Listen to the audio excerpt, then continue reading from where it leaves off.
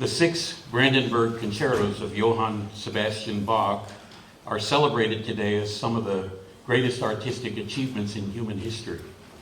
But this was not always the case. At first, they were pretty much ignored, quickly forgotten, and completely lost for close to 130 years. Their origins are shrouded in mystery, and in fact, they only exist today due to a chance discovery. We don't know when he wrote them. We don't know if he wrote them as a set of 6 or if he just sort of collected 6 random works and put them into a set. Either way, they're a pretty strange set because they're really different from each other.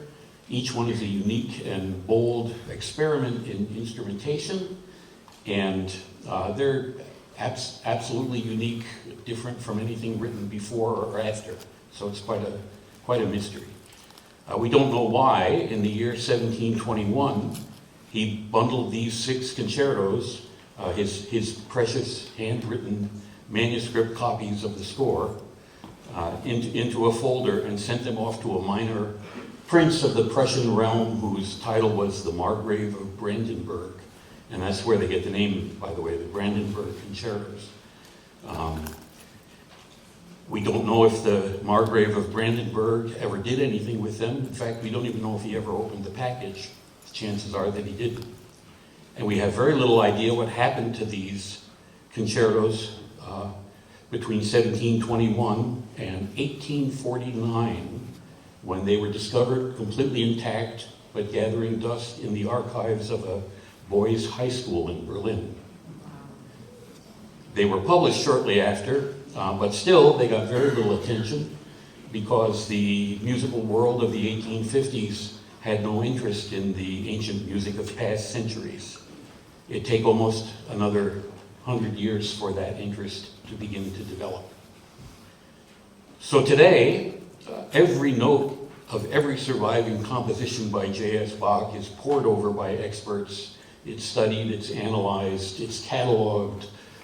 They are rehearsed, performed, recorded, and what emerges from all this intense scrutiny is yet more mysteries.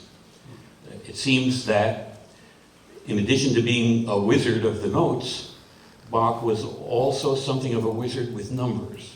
And he layered a kind of parallel language of, some people call numerology and others say symbolic, numbers into his compositions.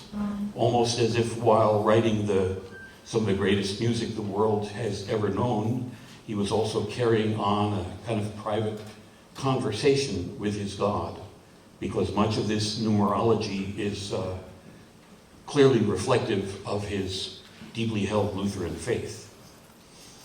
So tonight, we're playing the 3rd Brandenburg Concerto. We all know, of course, that number 3 is a very important number in Christian symbology, but perhaps it's less well known that 3 times 3, or 9, is a very powerful symbol of divine perfection and completeness. So Bach has created an ensemble here of 3 times 3.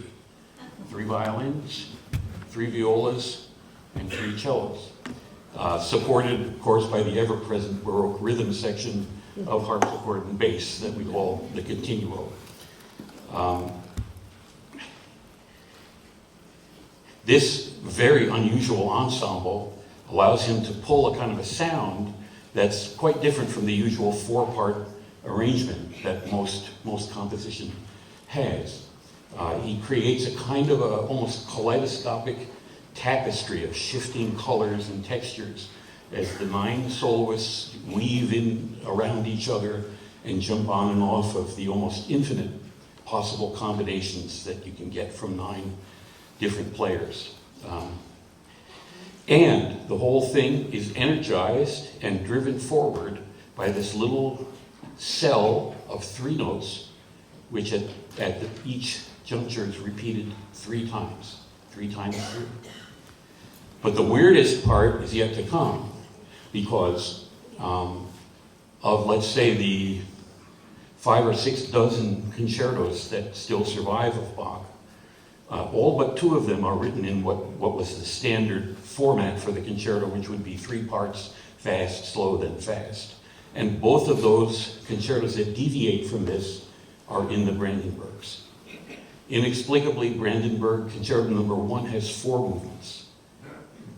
And then the third, the one we're playing tonight, has only 2, almost. I say almost because in the place of the slow movement, he didn't leave it out altogether. He wrote 1 bar with 2 simple chords, which spell out what musicians call a half cadence. Half means incomplete or unresolved. It's the musical equivalent of a big fat question mark. And if you do the math now and add the 4 movements of concerto number 1 to the 3 movements of concerto number 2 and the first movement of concerto number 3, we stumble upon the fact that this almost non-existent question mark of a knot movement is the 9th movement of the whole set. There's that number 9 again. Right in the center, dead center of the entire sort of orbit of the 6 concertos. It's almost as if Bach showed us 8 beautifully furnished and lavishly decorated rooms, and we got to the center of the mansion and we find the central room completely empty, except for this nagging question: what are you going to do? In my career, I've played, I think, more than 20 performances of this concerto, and I've seen many different ways in which directors have addressed this question. Some of them, many of them, just ignored it altogether, had us play the 2 chords and move on. I always felt that this was not very satisfactory, that something was missing. Some of them asked one player, like a violinist or maybe a harpsichordist, to add a little cadenza, a little improvisation. Some directors actually took a different piece of Bach and inserted it there. And then my favorite performances were the few where either the director or someone else in the group had actually written a little interlude to kind of fill it out, had created something that connects with those 2 chords and then connects with the last movement. And this is, I think, more in line probably with, what Bach would have meant for musicians to do. We'll never know that, of course. So this is what we're doing for you tonight. You can check your programs and see that. So this is the conclusion of my little mystery tour of the Bach Third Brandenburg. I'm offering it because I hope that it will enhance your enjoyment of what is really already very enjoyable experience. But if you're just walking into the auditorium now, or you've been writing texts on your phone for the last 5 minutes, I'm willing to bet that you'll be blown away by it anyway. Because in this concerto, Bach unleashes just almost manic, incredible wave upon wave of joyful, almost ecstatic joyfulness, and it's impossible to resist.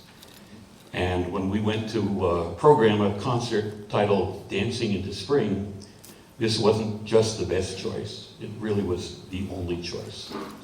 So now it's time to stop the talking and get on with the dancing.